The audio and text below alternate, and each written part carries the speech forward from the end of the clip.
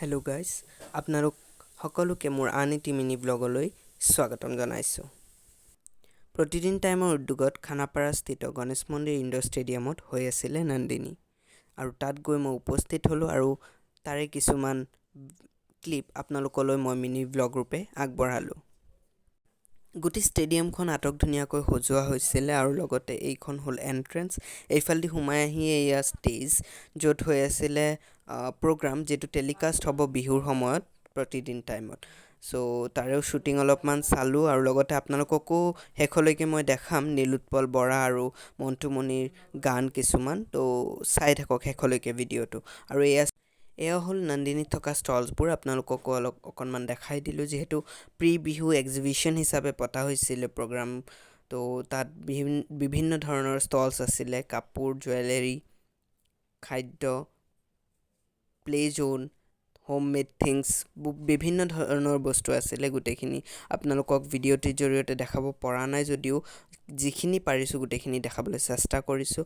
আৰু এনেকৈ গৈ গোটেই ষ্টলছবোৰো ফুৰিলোঁ, লগতে প্ৰগ্ৰামো চালোঁ। ত' আপোনালোকক ষ্টলছবোৰনো কি দেখাই থাকিম, ত' প্ৰগ্ৰাম চাওঁ আহক।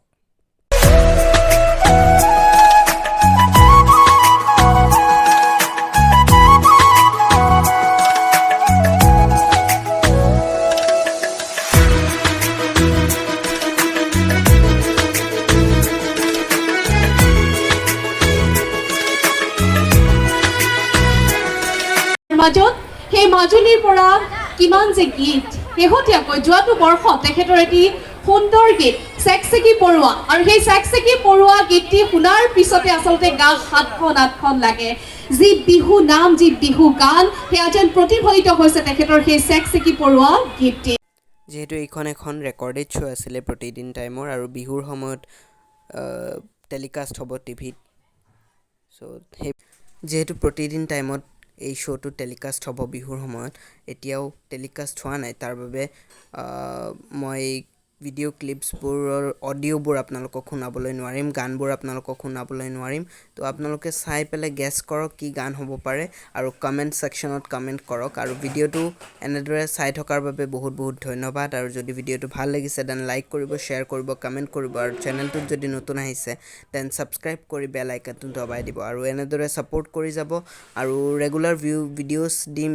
মই অকণমান বিজি হৈ আছোঁ, তাৰ বাবে ভিডিঅ'ছ এডিট কৰিব পৰা নাই, দিব পৰা নাই। চ' অলপ ছাপোৰ্ট কৰক, ভিডিঅ'ছ আৰু দি আছোঁ। তো শেষলৈকে চাই থাকক ভিডিঅ'টো, আৰু থেংক ইউ।